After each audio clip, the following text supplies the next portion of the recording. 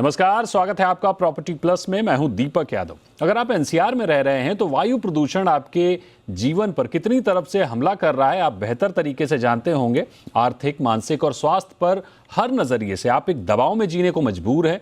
हमारा show real estate से जुड़ा हुआ है, लिहाजा हम बात करने वाले हैं कि कैसे प्रदूषण रियल एस्टेट सेक्टर को नुकसान पहुंचा रहा है, निर्माण की रोक कैसे घर खरीदारों के माथे का बल बढ़ा रही है। रुक करते हैं रियल ट्रेंड्स का। एयर पॉल्यूशन के लिए रियल एस्टेट सेक्टर कितना जिम्मेदार है, निर्माण साइटों पर काम रोकने से एनसीआर में प्रदूषण की रोकथाम में कितनी मदद मिलती है, तो वहीं पहले से लेट लतीफी झेल रहे एनसीआर के रियल एस्टेट प्रोजेक्ट का काम रोकना क्या आखिरी विकल्प है। काम तो रुक जाता है लेकिन घर खरीदारों की ईएमआई नहीं रुकती है, वो चालू रहती है। ये कुछ सवाल है जो रियल एस्टेट से जुड़े लोगों के माथे पर लकीरें बढ़ाते हैं और एक बार निर्माण थमने के बाद कितनी तरह की मुश्किलें आती हैं, जानने समझने की कोशिश करते हैं। सबसे पहले डेवलपर्स का नजरिया समझते हैं। हमारे साथ हैं Pradeep Agarwal, chairman signature global. बहुत स्वागत है प्रदीप जी आपका जी बिजनेस पर। मेरा पहला सवाल आपसे यह होगा कि डीपीसीसी के मुताबिक वायु प्रदूषण में 30% हिस्सेदार कंस्ट्रक्शन साइट्स हैं। क्या एनसीआर में कंस्ट्रक्शन साइटों से फैलने वाले वायु प्रदूषण को नापने का सही पैमाना है? ऐसे में पॉल्यूशन की रोकथाम के लिए निर्माण कार्यों को बंद करने को आप कैसे देखते हैं? दीपक जी, सबसे पहले तो आपका धन्यवाद इस प्रोग्राम पे बुलाने के लिए मुझे। दूसरी बात, दिल्ली एनसीआर में अगर आप देखें तो जो अक्टूबर नवंबर का जो वक्त होता है, हर साल का ये एक वे बन गया कि हर साल एक्सपेक्टेड होता है कि स्मॉग होगा और कहीं ना कहीं बैन लगेगा। कंस्ट्रक्शन या ऐसी बहुत सारी एक्टिविटीज हैं उनके ऊपर बैन लगेगा। लेकिन मुझे लगता है इसके लिए और हमें बहुत सारा काम करने की नीड है, क्योंकि पॉल्यूशन का केवल एक कारण कंस्ट्रक्शन नहीं है। जैसा आपने कहा कि लगभग 30% के नियर अबाउट कंस्ट्रक्शन साइट से पॉल्यूशन क्रिएट होता है। मुझे लगता है वो भी एक रीजन है, लेकिन इसके साथ साथ और भी बहुत सारे ऐसे रीजन हैं जिनको हमें देखने की जरूरत है। खास करके अगर हम बात करें जो आपके व्हीकल्स है, मोटर व्हीकल्स, उनका एक बहुत बड़ा स्मॉग क्रिएट हो रहा है। आज आप देखिए कि अगर आप दिल्ली एनसीआर की बात करें तो मोटर व्हीकल इतने ज्यादा हो गए हैं कि एक सामान्य तौर पे भी अगर आप रोड पर चल रहे हैं तो आपके लिए यानी किसी एक स्थान से दूसरे स्थान तक जाना बहुत डिफिकल्ट हो गया है। मुझे लगता है कंस्ट्रक्शन के लिए शायद जितना एक स्टेप लिया गया है उसमें थोड़ा सा शायद उसको थोड़ा और रिलैक्स किया जा सकता था। जैसा कि आप जानते हैं, अगर आज की डेट की बात करें तो जो पॉल्यूशन का जो अंक है वो लगभग 462 के नियर अबाउट का आज की डेट का है।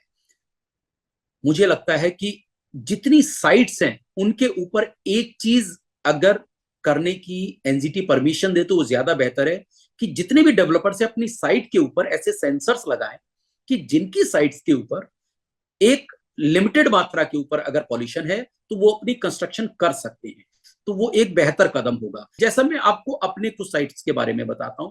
अभी हमने अपनी 2 साइट्स के ऊपर सेंसर लगाए और हमने सेंसर से देखा तो जो हमारी साइट्स के अंदर जो पॉल्यूशन है उसको हम कैसे कंट्रोल कर सकते हैं, वाटर के थ्रू कर सकते हैं, छिड़काव जो हम करते हैं उसके थ्रू कैसे कर सकते हैं, वो हमने कोशिश की है और वो कहीं ना कहीं उस वक्त कंट्रोल में आता है। प्रदीप जी, बिल्कुल ठीक बात है, डेवलपर्स को बड़ी जिम्मेदारी निभानी होगी। ऐसे में एक सवाल और आता है कि निर्माण कार्यों को रोकना और फिर से चालू करने को लेकर पूरी कंस्ट्रक्शन चेन पर कैसा असर पड़ता है, क्योंकि जाहिर है कंस्ट्रक्शन स्विच ऑफ ऑन करने जैसा नहीं होता है। इसके साथ सप्लाई चेन है, कंस्ट्रक्शन चेन है, मजदूर है, मशीनरी है, दोबारा गति पकड़ना कितना आसान होता है? ये आपने बहुत बेहतर मुद्दा ये उठाया है। जब किसी भी एक साइकिल को आप स्टॉप कर देते हैं सडनली, तो आप ये मान के चलिए पूरा का पूरा साइकिल, पूरा का पूरा इकोसिस्टम जैम हो जाता है। आज बहुत सारी लेबर है जो साइट्स पर है, वो कितने दिन तक वेट करेगी, अनएंडेड है।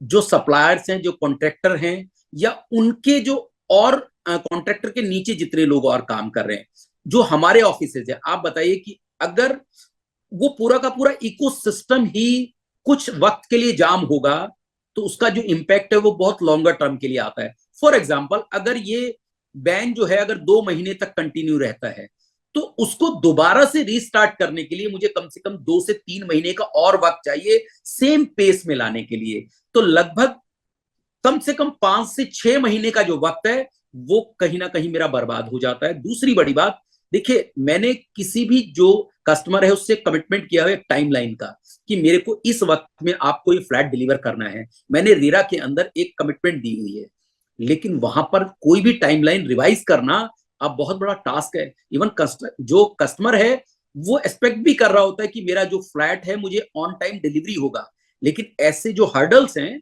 वो कहीं ना कहीं इस चीज को दूर कर देते हैं। तो आपने बिल्कुल राइट पॉइंट बोला है कि ऑफ कोर्स जब ये सिस्टम रुकता है तो बहुत टाइम तक हमें इंपैक्ट करता है। प्रदीप जी, क्या डेवलपर्स कंस्ट्रक्शन बैन को लेकर सामूहिक रूप से कोई तैयारी कर रहे हैं, सरकार से संवाद करने की कोशिश कर रहे हैं ताकि निर्माण भी चलता रहे, कंस्ट्रक्शन से होने वाले वायु प्रदूषण को भी नियंत्रित किया जा सके, या फिर एनसीआर के डेवलपर्स भविष्य में प्रोजेक्ट ड्यूरेशन में सर्दियों में निर्माण बंद करने का समय कैलकुलेट करके चलेंगे? देखिए, मुझे लगता है किसी भी कंपनी या किसी भी प्रोजेक्ट को बंद करना टेम्परेरी टाइम के लिए पॉसिबल नहीं होता है। द बेस्ट वे की जो अथॉरिटीज हैं उनसे हम मिल रहे हैं, अपनी जो प्रेजेंटेशन है वो उनको दे रहे हैं कि किस तरीके से उन साइट्स के ऊपर पॉल्यूशन को कम किया जा सकता है, उसके ऊपर काम करने की ज्यादा जरूरत है। और जैसा मैंने आपको बताया कि ऐसे मॉनिटरिंग कंट्रोल रूम बनाए जाने चाहिए। अगर डेवलपर इस बात के लिए तैयार है कि वो अपनी साइट पर वो सेंसर लगाने को तैयार है जो ऑटो रूट पे काम करेंगे, और जो कंट्रोल बोर्ड है वो अगर ये दोनों का एक एक आपस में चेन बने या आपस में एक दूसरे के साथ जुड़ पाए, तो मुझे लगता है एक बहुत बड़ी चीज बनेगी और उससे बहुत सारे लोगों को फायदा होगा। जो चाहे लेबर हो चाहे गवर्नमेंट हो, टॉप से लेके बॉटम तक सबको जो आज उसका नुकसान हो रहा है कहीं ना कहीं उसकी भरपाई हो पाएगी। जरूरत है कि हम उसके ऊपर काम करें, ना कि ये सोचें कि प्रॉब्लम आ गई तो सब कुछ स्टॉप कर दें। ये कहना बहुत आसान है, लेकिन आप समझिए कि बहुत सारी फाइनेंशियल हर्डल इसके अंदर आती हैं और बहुत सारे ऐसे टाइम जो हमने लोगों को कमिट किए हुए हैं उनसे हम कहीं ना कहीं वो ब्रीच होता है हमारा। प्रदीप जी, क्या रेरा से पॉल्यूशन को देखते हुए किसी तरह का एक्सटेंशन मिलता है, किसी तरह का रिलीफ मिलता है? ऐसे में प्रोजेक्ट डिले होने पर किसकी जिम्मेदारी तय होगी और होम बायर्स के लिए कौन जवाबदेह होगा? बिल्कुल आपने ठीक कहा।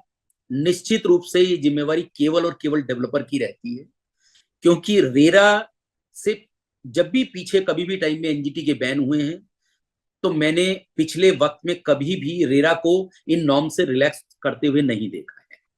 सो मेरा आपके माध्यम से रेरा अथॉरिटी या जो भी संबंधित अथॉरिटीज हैं उनसे एक रिक्वेस्ट जरूर होगी कि एक्चुअल प्रैक्टिकल ग्राउंड पे जाएं कि अगर कोई कंस्ट्रक्शन निर्माण रुक चुका है तो ऑफ कोर्स उसके अंदर एक्सटेंशन जरूर देना चाहिए। अदरवाइज होगा क्या, अल्टीमेट जो डेवलपर है वही इसके अंदर पिसता रहेगा। बिल्कुल, यानी डेवलपर्स एंगल से देखें तो निर्माण साइटों पर ऐसे सेंसर्स लगाने की जरूरत है जिससे वास्तविक एयर पॉल्यूशन को मेजर किया जा सके। रेरा से अपील की जा रही है कि निर्माण की रोक के चलते प्रोजेक्ट को एक्सटेंशन मिले, कोई बीच का रास्ता निकले जिससे विन विन सिचुएशन बन सके। बहुत शुक्रिया करेंगे आपका प्रदीप जी हमारे साथ जुड़ने के लिए। और